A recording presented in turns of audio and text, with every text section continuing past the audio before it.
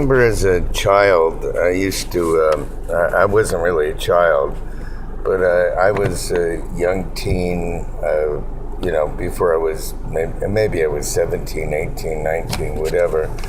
And I used to just throw down playing cards on a table, and I would just perceive the cards. And, I studied a couple of elementary books on card reading, but then basically I just went with whatever I felt. And I would take a deck of 52 cards and I'd be putting them down. And next thing you know, time would go by, hours would go by. And my father, who didn't like it or understand anything, used to say, look what he's doing. But actually, I was raised by this family, but I think I was an offshoot of the family, but they really weren't my family per se. I was part of the family, connected in some way. I always said I got dropped on the wrong doorstep. Actually, they were hollow people.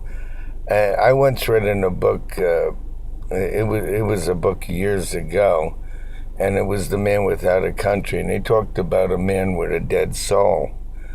And I found that most of the people in this family didn't have good scruples, but I won't get into that too much. We were in the garage business together, and I had an accident. A car rear-ended me from the back after I had worked for the family business for 18 years, and my father, such as he was supposed to be putting money away in my behalf. And he came to my hospital bed, and I had a broken neck, and he said, I don't think you're going to be able to work anymore. And I said, well, what about the money? He said, what money? It's my money. So they were all like that.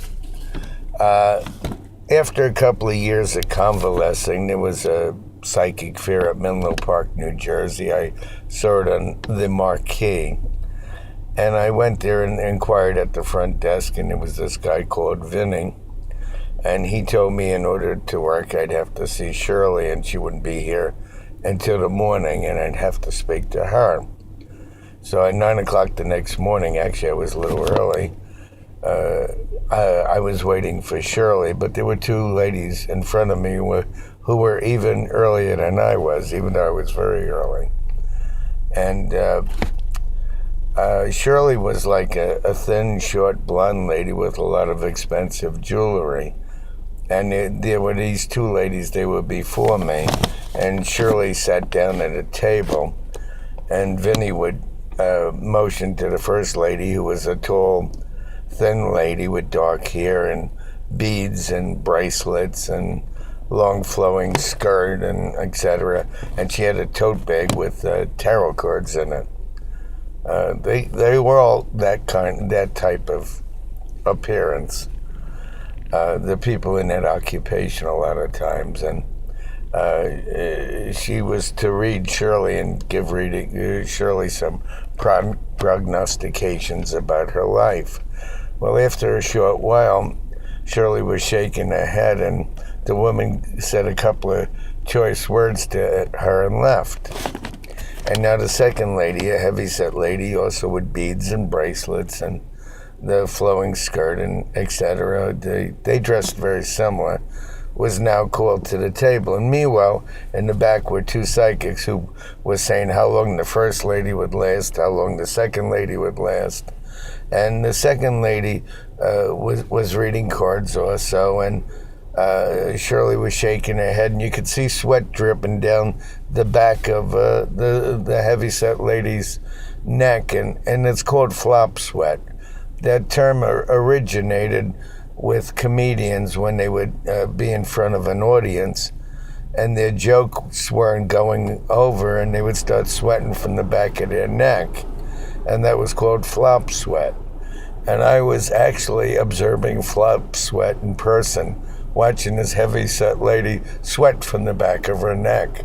And finally, she was gone. And now Vinny was motioning to me, and the two psychics in the back were arguing, discussing how long I would last with Shirley. I sat down with Shirley and I plugged in my light, and I brought a light and a magnifying glass to do first class palmistry, and I had Gypsy Witch cards, which I purchased at a magic kiosk, especially for this purpose, in New Brunswick on Route 1. And I had a early history with it when I was a child. I used to observe the magicians doing magic, and I think this was a different magician at this point. A lot of years had gone by, but various magicians owned this kiosk, which I frequented. So I bought the Gypsy Witch cards to these psychic fairs to do readings. My older sister suggested that cards, because I did graphology, handwriting analysis, I did palmistry, and cards were, it was a competitive situation with numerous people doing this, and you had to be competitive, so I brought the cards as well. Well, after a while, Vinny appeared at the table and said, "Shirley, it's been a half hour. What's up?" And she said, "He's totally accurate and he doesn't ask any questions." She said to me, "I could have a table for you if you show up in the morning." And I said, "Yeah, I just want to do this part-time." So I showed up in the morning, and there was a table with my name on it. And I did readings, and, I had to buy the cards and the literature and flyers and everything else. It cost me more than I made. And I sat there with the light and a magnifying glass, and I was reading people. And at the end of the week, Shirley said to me that I got an unusual amount of requests, considering I was new to the shows. And in her shows, she was the type that had 3 or 4 shows going on at the same time, even in different states. One maybe in Massachusetts, one in New Jersey, one in New York, one in Pennsylvania or Delaware or whatever. And she had multiple shows.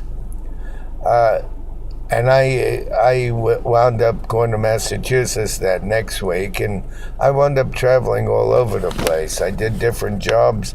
I used to take vacations, use my vacation time to take off from a job or do it on weekends. And most of the time it was charities and special appearances, and you really didn't make a lot of money. You had to pay all your own printing and gas and tolls and expenses and hotel and whatever.